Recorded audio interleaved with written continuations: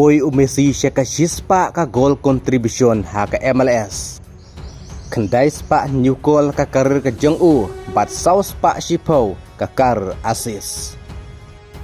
Kata nakih ndripu sausin mi madan ha ka MLS layo hadu san kendai gol sapway teli ki assist. Kum tau Messi mentau de player basket tam ban poi syaka shispa ka gol contribution ha ka MLS. Bat Messi uderu player ba thawe kene ka record thamai menta kum tau player ba stetam bon poi syaka shispa ka gol contribution ha ka MLS ka baula pen khenno menta yak record balabat tau Sebastian Giovinco ka antar Miami ka laban penlimno ya ka Toronto Negemit ha ka jilekai ha ka MLS the saula arkol ha ka bau Messi rayo ru sikol ha ringkat artli ki assist.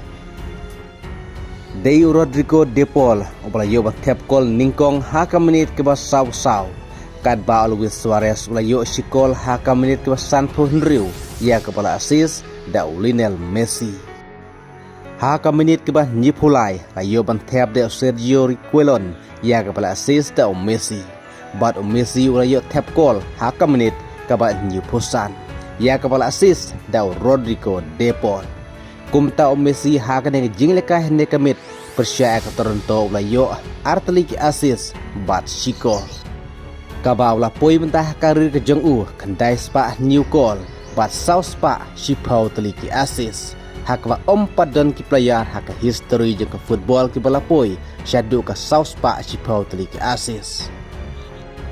Kum taru ki entar Miami mentah haka MLS klakur arpon nagi kat arsin nyelekai. Kad bakan nas bilik badan kedan kebenkong kelakur play point tang naki Shipausin mi madan.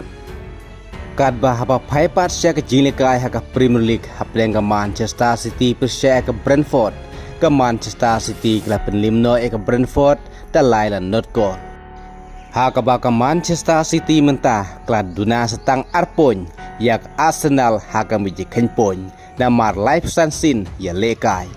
Ke Arsenal nyipun repon kad baka Manchester City nyip sapon kublai sibun.